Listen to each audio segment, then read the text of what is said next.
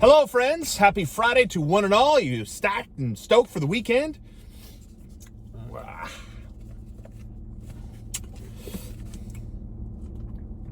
Hello, friends. Welcome back. In my car. You're used to it by now, aren't you? Thank you to everybody that has lent their subscription to our Facebook page at In the Car with Starr, or the YouTube channel that we're starting with 63 subs now. So thank you very much for that.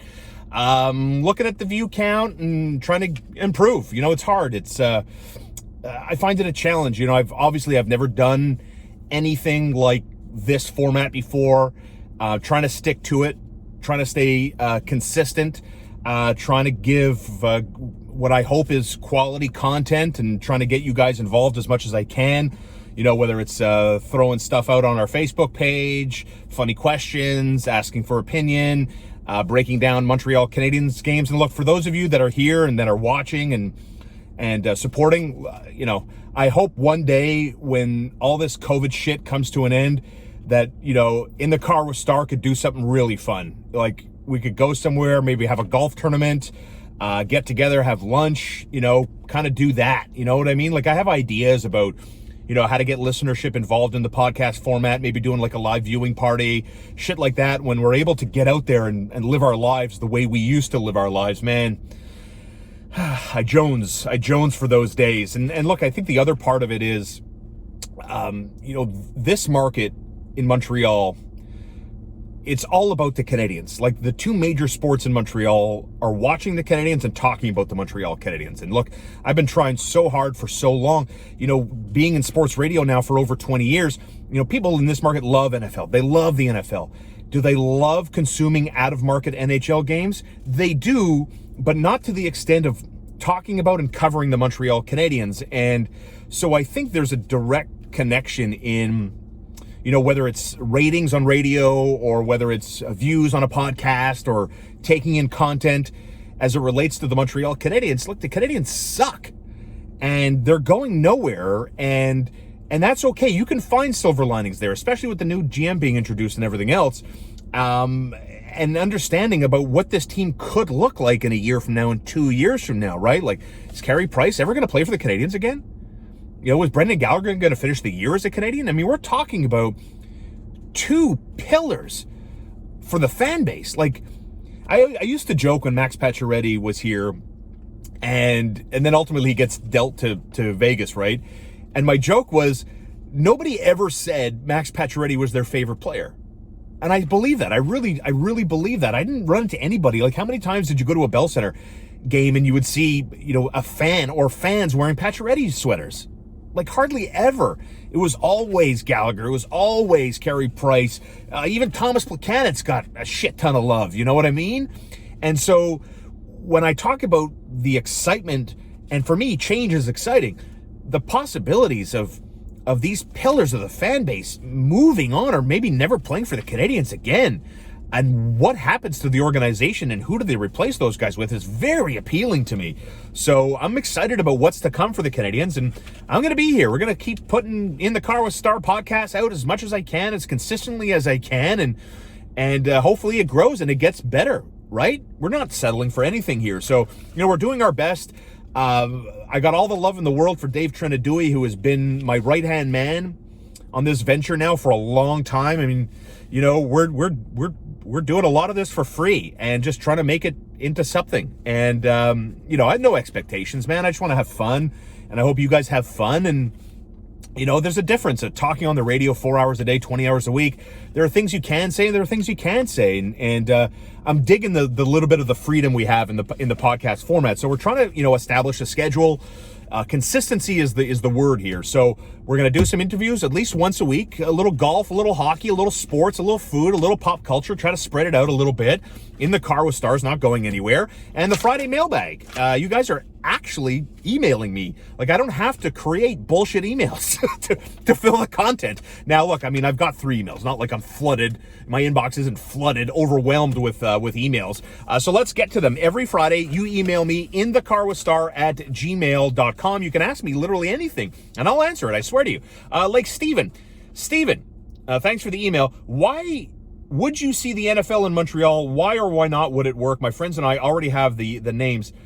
The fucks, seals. The French word for seal is a fuck. And yeah, that's never going to fly. I'm not going to go, let's go see the fucks tonight. No, not happening. The NFL would work here. I really do believe that because it's a short commitment. Like, I have my doubts about, the NBA as it really runs parallel to the NHL's regular season schedule and the support for the NBA, especially growing through expansion. But the National Football League is a juggernaut. You get 8 home games a year, a couple of preseason games, but you literally get, 8, 9 regular season home games. And then if you're lucky enough to be in the playoffs, the NFL is the dream.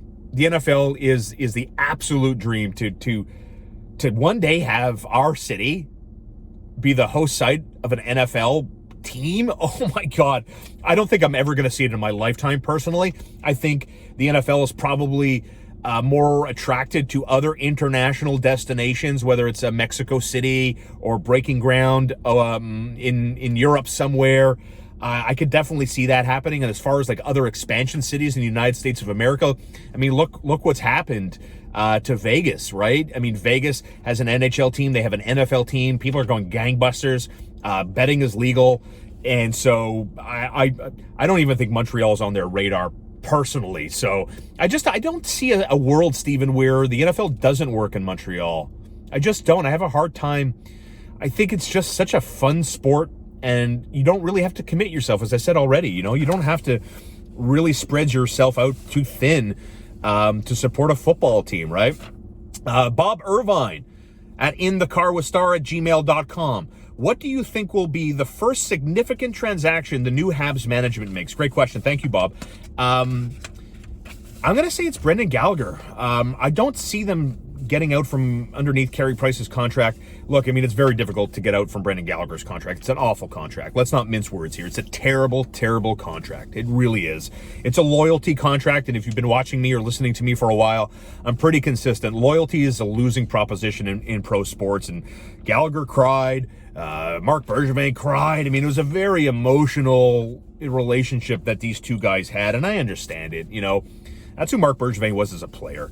He was a loyal guy, a character guy, and he looks for those traits in other players. And Brendan Gallagher is that guy personified.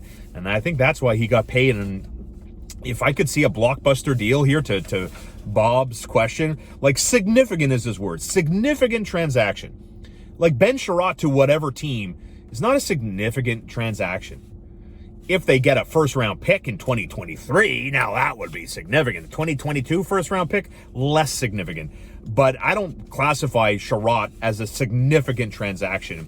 Significant is Brendan Gallagher. Significant is Carey Price. Significant is Josh Anderson. Significant, I don't even think is Tyler Toffoli, who has said that he wants to stay here and wants to be a part of the process in making this team good again. So lock me in. Final answer, Brendan Gallagher. Stefan Howard, what up, Steph?